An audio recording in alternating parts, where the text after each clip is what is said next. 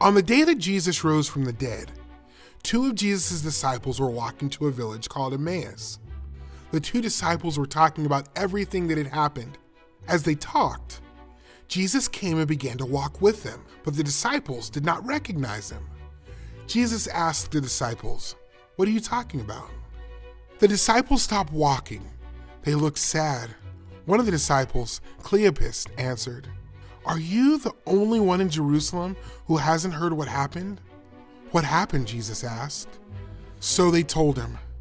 Jesus of Nazareth was a prophet. He was powerful when he acted and spoke before God and all the people.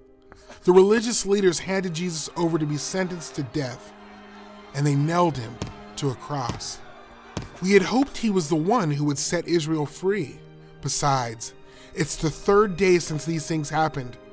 Early this morning, some women went to the tomb and did not find Jesus' body. They saw angels who said that Jesus is alive. Some of our friends went to the tomb, and they too saw that the tomb was empty. Jesus said, "You are foolish to not believe what the prophet said.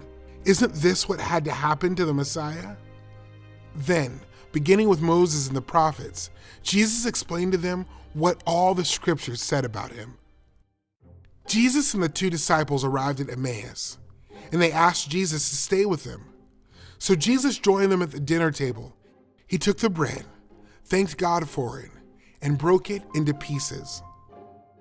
Then he gave the pieces to the disciples. Right away, the men recognized Jesus, but Jesus immediately disappeared from their sight.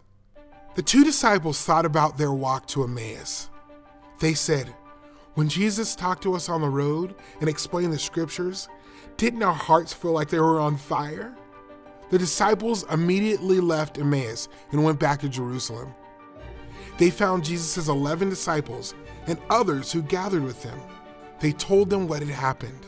They said, "Simon saw Jesus too. Jesus is alive."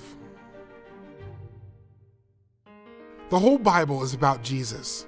When Adam and Eve sinned, God began working out his plan to send Jesus to rescue people from sin.